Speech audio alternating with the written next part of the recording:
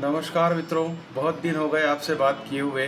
युद्ध के बादल छंट गए हैं, सीज़ फायर हो गया है और उम्मीद करें कि अब ये सीज़ फायर कायम रहेगा। युद्ध के बादलों के डर से लोगों ने अपने टूर के प्रोग्राम कैंसिल कर लिए। पंजाब और ऊपर के हिल स्टेशनों पर जाना स्थगित कर दिया और पंजाब से लगे हुए जो टूरिस्ट प्लेस हैं, जिनमें हिमाचल के अधिकतर हैं, वहाँ पर और उत्तराखंड खंड के कुछ टूरिस्ट प्लेस पर तनाव या पाकिस्तान के ड्रोन के हमले होने की सूचना मिलने से और भी टूरिस्ट सीजन को धक्का लगा है। लेकिन अब जबकि सब कुछ थम सा गया है, तो यही सही समय है कि आप तुरंत शिमला जाने का प्रोग्राम बना लें। इस गर्मी के सीज़न में पहले शायद ही कभी मैं आपको शिमला जाने की सलाह देता, लेकिन लोगों ने अपने टूर कैंसिल करा लिए हैं। ट्रेन से, गाड़ी से खुद की या हवाई मार्ग से आप पहुंच सकते हैं। शिमला अपने आप में एक हवाई अड्डा भी है और निकटस्थ शिमला जाने के लिए बिल्कुल पास का रेलवे स्टेशन पड़ता है चंडीगढ़। शिमला जाने के लिए बहुत आसान रास्ते हैं। आप दिल्ली कैसे भी पहुंच जाइए, किसी भी कोने में हो दिल्ली के लिए आपको फ़्लाइट, ट्रेन, बस आदि की सुविधा मिल जाती है। दिल्ली से चंडीगढ़ के लिए शताब्दी ट्रेन चलती है, वंदे भारत ट्रेनें चलती हैं, उनसे आप चंडीगढ़ तक पहुंच सकते हैं। तो चंडीगढ़ से आप टैक्सी करके या बाय बस शिमला के लिए रास्ता चुन सकते हैं कोई सा भी। शिमला कालका के बीच टॉय ट्रेन भी चलती है, ये एक अतिरिक्त आकर्षण है और इसका 1903 में इस टॉय ट्रेन का निर्माण अंग्रेजों द्वारा किया गया था। मित्रों, शिमला एक ऐसा हिल स्टेशन है जो अंग्रेजों द्वारा विकसित किया गया और ये 1847 से लेकर 1947 तक ब्रिटिश राज की समर कैपिटल रहा। यहाँ पर वाइसराय लॉज है, जिसे वाइसराय हाउस, यहाँ रहकर अपनी सरकार चलाया करते थे। देखने लायक जगह है, उसको अभी म्यूजियम में कन्वर्ट कर दिया गया है। शिमला इस समय अधिकतम तापमान, शिमला का मैंने कल ही देखा था, 23 से 24 डिग्री अधिकतम तापमान है और न्यूनतम तापमान 12-13 डिग्री के आसपास चल रहा है। आसमान चमकीला है, बादल वर्षा का दौर था वो भी समाप्त हो गया है, तो यह एकदम उपयुक्त समय है और भीड़ भाड़ भी अब आपको वहाँ नहीं मिलेगी। तो इसलिए आप यदि प्लान बना रहे हैं तो तुरंत ही प्लान बना डालिए और निकल पड़िए शिमला के लिए। शिमला एक बहुत ही सुंदर हिल स्टेशन है। काफ़ी एक तो विशेषता ये है कि यहाँ पर चारों तरफ पहाड़ियाँ हैं, हरे भरे मैदान हैं और टेम्परेचर अनुकूल है, जिससे कि आप 2-4 दिन गर्मी में सुकून के बिता सकते हैं। यहाँ दर्शनीय स्थान तो कई हैं, जिनमें मंदिर तो तारा देवी मंदिर है।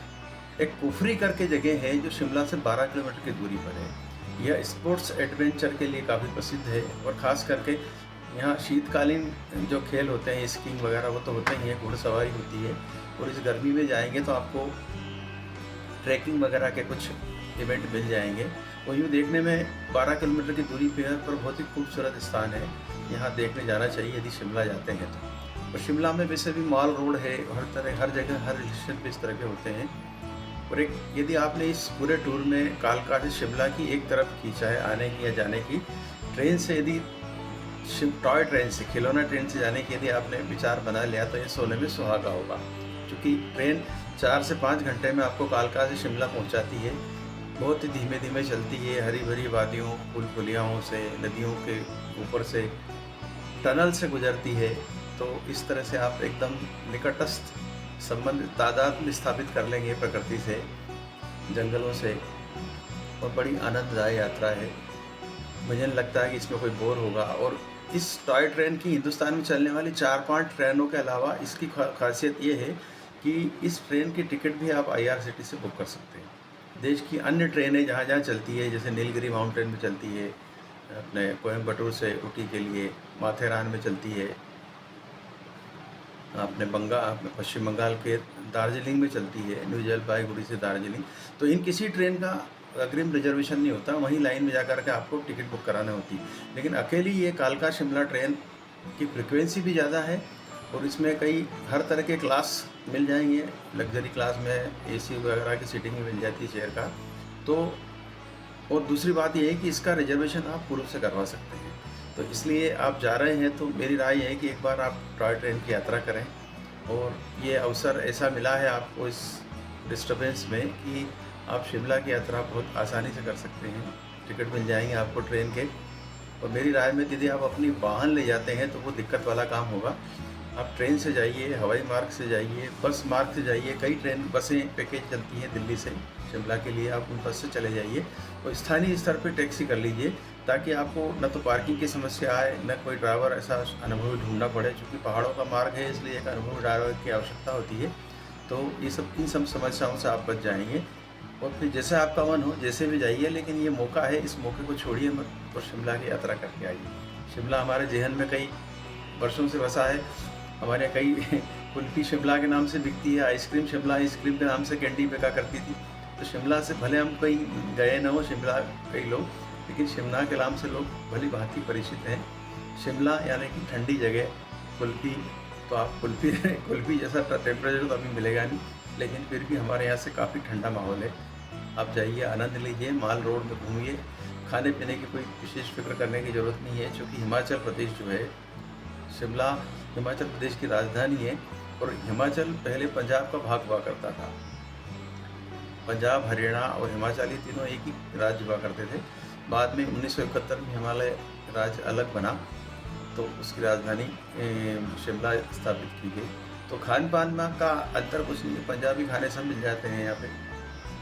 और इसके अलावा जो स्थानीय रूप से जो डिशेज प्रसिद्ध हैं, हर जगह हर टूरिस्ट प्लेस को भी आजमा सकते हैं। ढेर सारे होटल हैं, ढेर सारे रिसोर्ट हैं। कुफरी में भी रिसोर्ट मिल जाएंगे आपको।